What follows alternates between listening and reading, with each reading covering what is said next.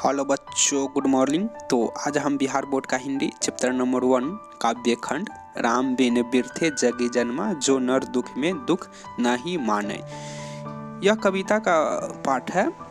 तो chapter start करने से पहले हम आपको बता दें कि गद्य खंड जो कि आप लोग अभी तक कवर कर लिए होंगे, अगर अभी तक आप कवर नहीं कर पाए हैं गद्य खंड का टोटल चैप्टर, तो आप प्लेलिस्ट में जाके किताब पढ़ सकते हैं या फिर वॉइस रिकॉर्डिंग भी सुन सकते हैं। साथ में आप टोटल चैप्टर का जो कि गद्य खंड है, तो टोटल चैप्टर का VVI क्वेश्चन हम वहाँ पे VVI क्वेश्चन कवर किए हुए हैं, तो आप प्लेलिस्ट में जाके देख सकते हैं।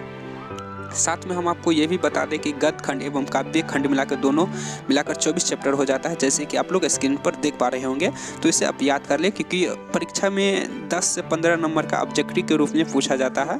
तो आप इसे इस तरह से याद कर लीजिएगा, चैप्टर का नाम, लेखक का नाम एवं कौन सी चैप्टर कौन सी भाषा में लिखी गई है। साथ में आप ये भी याद कर लीजिएगा, क्योंकि परीक्षा में 10 से 15 नंबर का पूछा जाता है सिर्फ एक ही पेज से, तो आप याद जरूर कर लीजिएगा।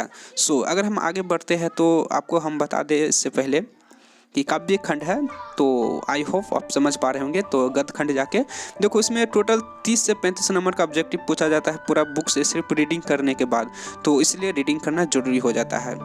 तो जैसे कि गुरु नानक इसका लेखक है, तो इसके बारे में भी आप इसे पढ़ कर लीजिएगा, क्योंकि यहाँ से भी दो नंबर का ऑब्जेक्टिव पूछा जाता है, तो आप इसे भी पढ़ लीजिएगा। या आपको पढ़ने में रुचि नहीं है तो वॉइस रिकॉर्डिंग भी सुन सकते हैं, क्योंकि वॉइस रिकॉर्डिंग एवं पढ़ना दोनों एक ही बात हो जाता है।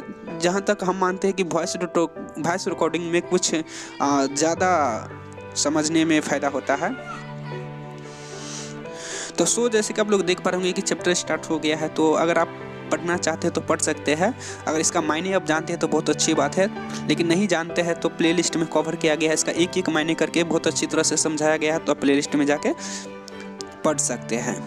अगर हम आगे बात करें तो कुछ क्वेश्चन इसमें आप देख पा रहे होंगे, तो इसमें से सिर्फ 2 से 3 ही ऐसा क्वेश्चन है जो कि इस बार नहीं तो उस बार नहीं तो इस बार करके पूछा जाता है, आई माने कि 2-3 साल के अंतराल में पूछा जाता है। आई होप हम क्या कहना चाहते हैं आप समझ पा रहे होंगे। ऐसा भी नहीं है कि हम नहीं बताएंगे, हम बोर्ड के माध्यम से आपको सारा क्वेश्चन का आंसर बताते हैं, लेकिन जो VVI क्वेश्चन है, जो क्या पूछता है क्या नहीं पूछता है, तो उससे हम लोग ज़्यादा ध्यान देते हैं, ठीक है।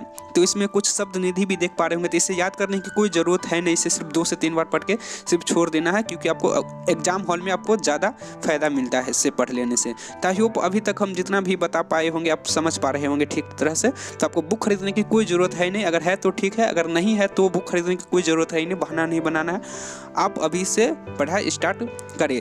तो फिर मिलते हैं अगले चैप्टर में, जब तक लिए जय हिंद, वंदे मातरम, भारत माता की जय।